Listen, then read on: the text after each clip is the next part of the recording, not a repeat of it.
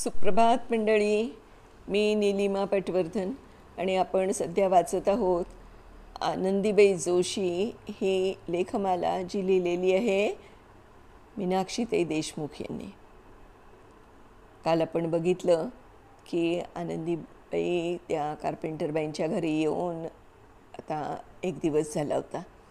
सकाळी दार वाजलं आणि दाराच्या बाहेर उभी होती छोटीशी मेरी गुड मॉर्निंग म्हणत.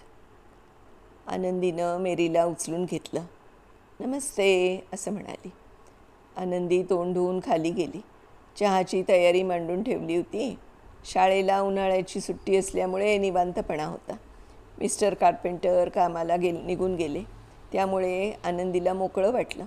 काही वेळानं आनंदीनं मावशीला विचारलं, आंघोळीचं काय? आईच्या सांगण्यावरून पमिलाने तिला न्हाणीघरात नेलं. एका मोठ्या घंगाळ्यात तांब्याभर पाणी आणि टॉवेल टाकला. म्हणाली, कर सुरू. आनंदी पाहतच राहिलं. तांब्याभर पाण्यात भिजवलेला टॉवेल यांनी काय करायचं? पमिला म्हणाली, टॉवेलनं अंग पुसून काढ आणि कपडे बदल. आनंदीनं तसं केलं आणि घरात आली. मावशीला म्हणाली, मला आंघोळीशिवाय चैन पडत नाही. अगं आंघोळ केलीस ना? कुठं नुसतंच अंग तर पुसलं. आम्ही दररोज आंघोळ करतो. बादलीभर पाणी अंगावर घेतो, अंग खसाखस चोळून काढतो.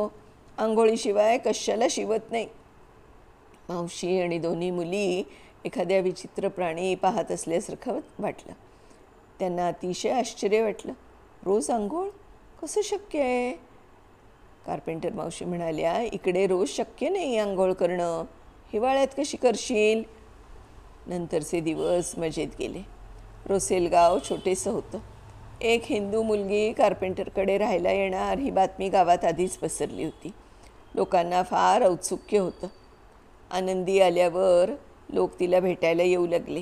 ती पुरुषांशी फार कमी बोले, बायकांशी जेवढ्याच तेवढंच बोले. सारा दिवस ती पुस्तकात बुडालेली असायची. बाकीच्यांच्या गप्पा गोष्टींकडे तिचं लक्ष नसायचं. 8-10 दिवसांनी एका घरी आनंदीला जेवायचं निमंत्रण आलं. कार्पेंटर मावशीला भीती वाटत होती. ती माणसं चोखंदळ टिंगलखोर होती. आनंदीला जेवताना कसं जमावं? आनंदीने आपलाच पोशाख ठेवला. पायात मात्र बूट होते. दोघी त्या घरी गेल्या. त्यांचं स्वागत झालं.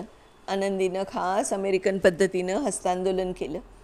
ठराविक पद्धतीनं तिथल्या बायकांशी संभाषण केलं. कार्पेंटरबाईला फार आश्चर्य वाटलं. आनंदीनं पत्रात लिहिलं होतं, मला तुम्हा लोकांच्या चालीरीती माहीत नाहीत. तुम्हाला माझ्यामुळे त्रास होईल. पण हिचं सारंच निराळं होतं. पोशाख सोडला तर तिचं कुठंच अडत नव्हतं, कुठंच असं होत नव्हतं. जेवण झाल्यावर आनंदी आणि मावशी घरी आल्या. मावशीनं विचारलं, आनंदी तू खरंच पूर्वी इथे आली नव्हतीस? नाही गं मावशी, मी हे सगळं पाहून शिकले. कुठे? तुझ्याच घरी. मी नुसतं वाचत नव्हते, तर प्रत्येक गोष्टीचं बारकाईनं अवलोकन करीत होते. मग आनंदीनं तिला एकलव्याची गोष्ट सांगितली. मावशी म्हणाली, रात्री मुलींना सांग. आणि मग रोजच आनंदीला मुलींना गोष्टी सांगाव्या लागल्या. कौरव पांडव झाले, राम झाला, सोन्याची द्वारका निर्माण करणारा कृष्ण झाला. मुलींना कचदेवयानीची गोष्ट फार आवडली. मेरी म्हणाली, तू कचासारखी आहेस. विद्या शिकायला पाताळ लोकात आलीस. पमिला म्हणाली, कच जसा प्रेमात पडला तशी तू पण पड. आनंदी एकदम अबोल झाली. काही न बोलता आपल्या खोलीत येऊन अंधारातच पडून राहिली. तिचं काय बिनसलं हेच कोणाला कळेना. मावशीनं तिला खाली आणलं.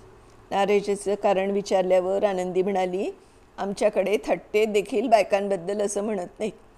आमच्यात विवाहपूर्व प्रेम नाही आणि विवाहित हिंदू स्त्री दुसऱ्याच्या प्रेमात पडल्याची कल्पनाही सहन करू शकत नाही.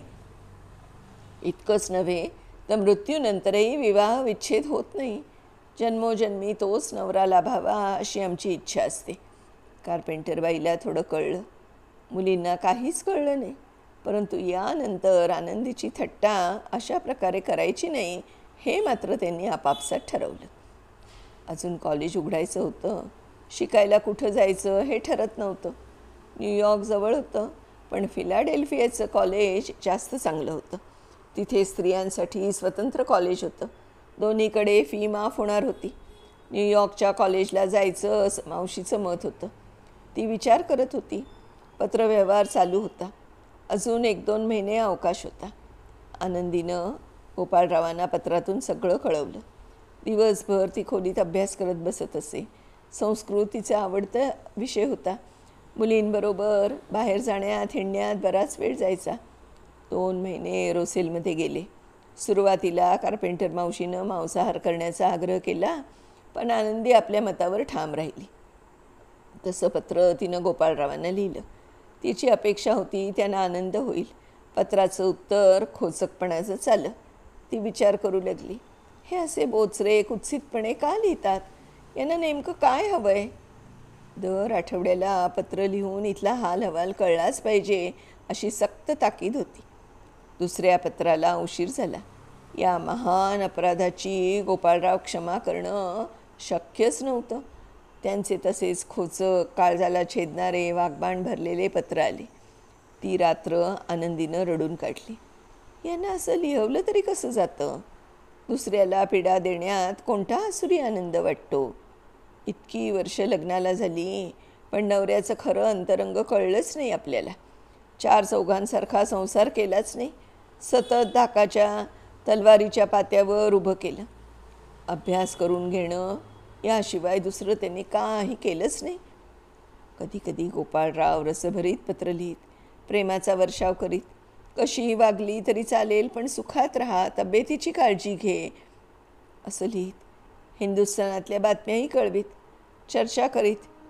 आनंदी विष्णूशास्त्री चिपळूणकर यांना खूप मानत होती. त्यांचा फोटोही सोबत आणला होता. त्यांच्या निधनाची बातमी गोपाळरावांनी कळवली. दिवसभर ती कोणाशी बोलली नाही की काही खाल्लं नाही.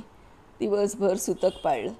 रात्री तिनं त्यांच्यावर कविता केल्या आणि गोपाळरावांना पाठवून दिल्या. म्हणाली, केसरीमध्ये छापल्या जातील असं पाहावं. आनंदीनं शिकायला कुठे जावं याबद्दल वाटाघाटी चालू होत्या. शेवटी फिलाडेल्फियाला जाण्याचं ठरलं. त्या कॉलेजच्या सुप्रिंटेंडंट मिस बॉडले आणि सेक्रेटरी मिस जोन्स या दोघेही फार प्रेमळ होत्या. हिंदुस्थानातील इतक्या लहान वयातील 17 वर्षांची मुलगी आपला देशवासियांचा विरोध पत्करून दारिद्र्याशी तोंड देऊन केवळ विद्याभिलासाने इतक्या लांब एकटी आली आहे याचं त्यांना फार कौतुक वाटलं. त्यांनी आग्रह केला.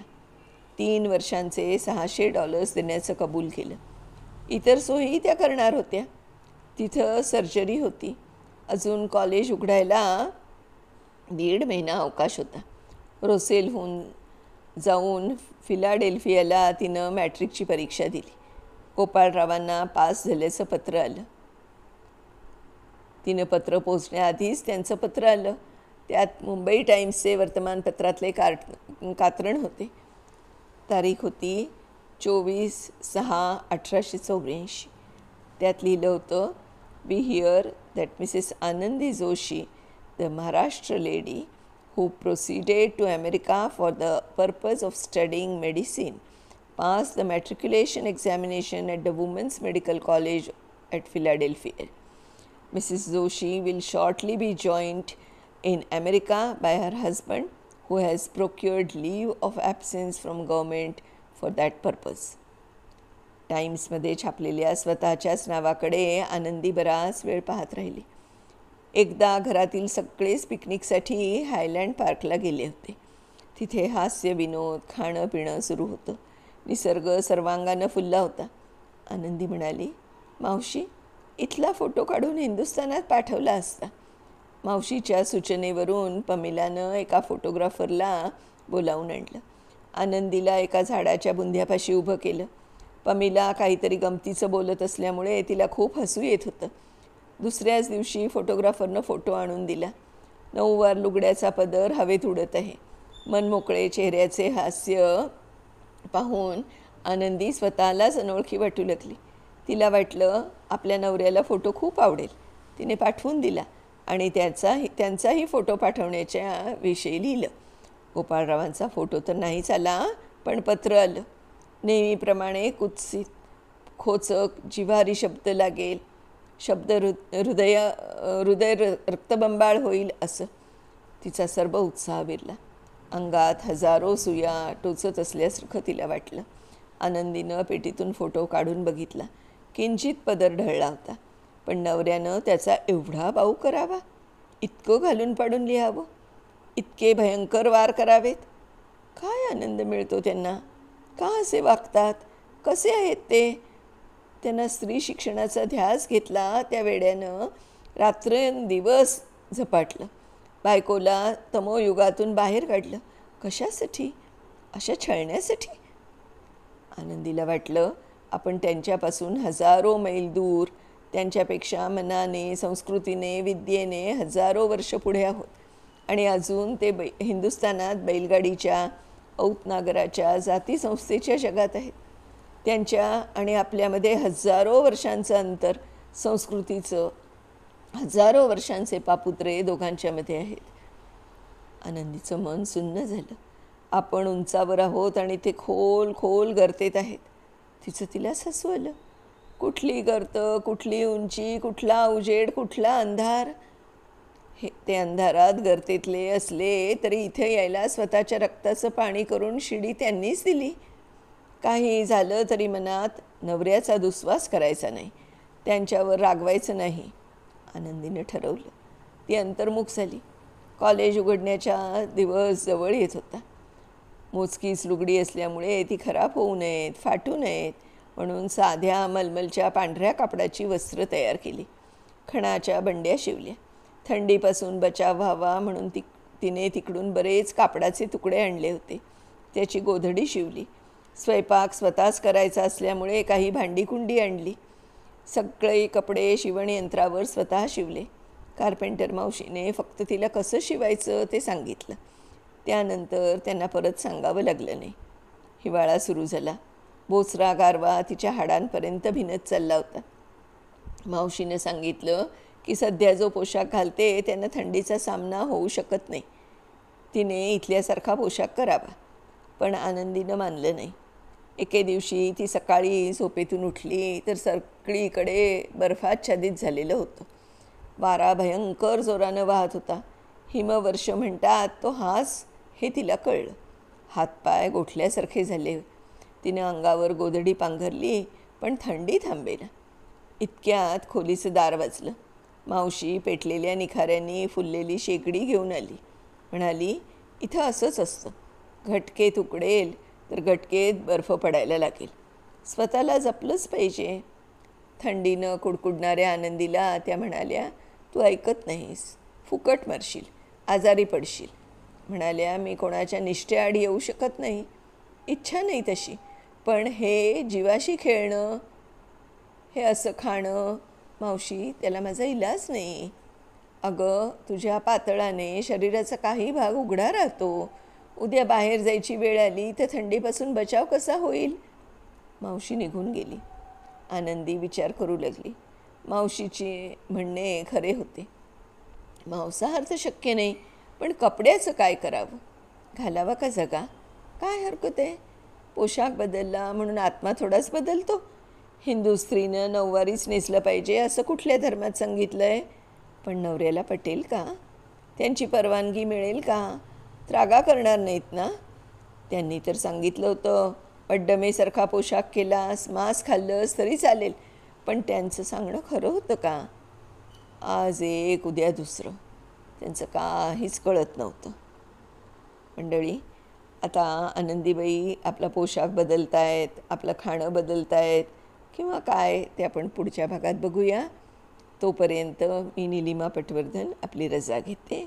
मीनाक्षीताई, आपले खूप खूप आभार की तुम्ही मला ही सुंदर अशी आनंदीबाई जोशींच्यावरची जी लेखमाला वाचायला दिलीत.